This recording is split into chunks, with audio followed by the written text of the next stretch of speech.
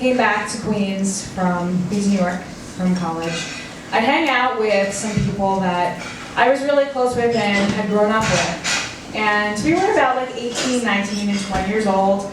It's like the in-between years when you're too young to get into a bar, but you really want to start partying. So we had a solution. We would go to the neighborhood bar and hang out in front of it. And all the neighborhood characters would come by. Everyone had a nickname, like Chunky Monkey, and Joe Teeth, and Snaggle, and Trixie, and Little Sass, and Bad Rock. And we'd all smoke an enormous amount of weed together. And then someone would usually do something stupid, like light up a firework. And then we'd all have to go run and hide somewhere from the cops in case it came. So after college, I moved far away. I moved to the Bay Area. Yep. And that's where our lives started to change. Because I was living in a house filled with a bunch of queer people and/or artists, and they were mostly staying home or in places like home. And I was starting to spend my weekends going to events like Fairy Bush or Miss Kitty's Scratching Post Queer Women's Strip Review. And they were taking the LIRR and going to SantaCon. I was performing as a drag king. That is a male impersonator, much like as a drag queen is a female impersonator. And they were, I guess there's not really a substitute for that, point of comparison. But the point is, our lives were starting to diverge, and we were close still, but the tethers and the points of commonality were starting to fade. So two of them tell me that they want to come visit me.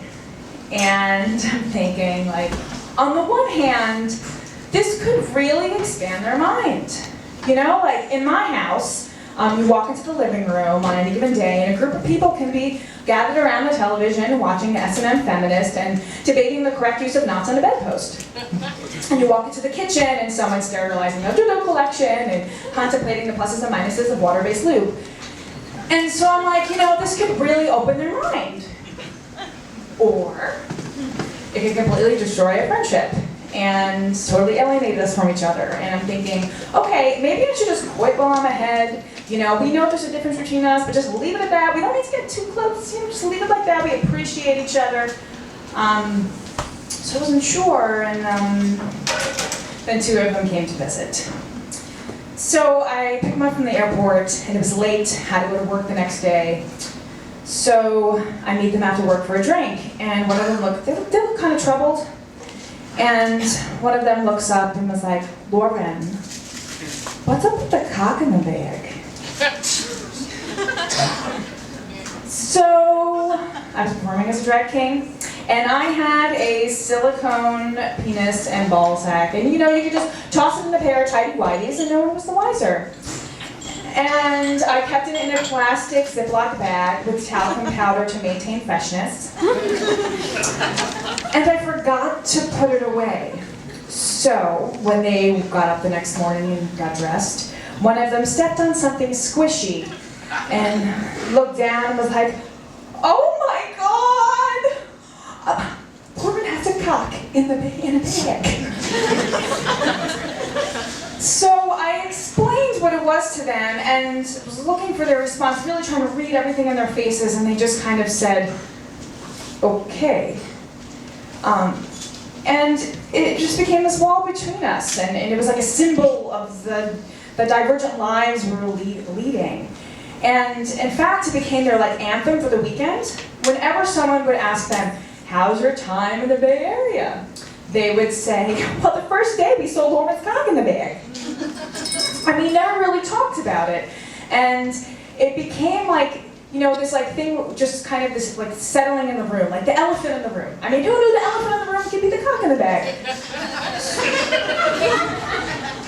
So then it's our last day there, and we're like, let's just stay in tonight, we're tired.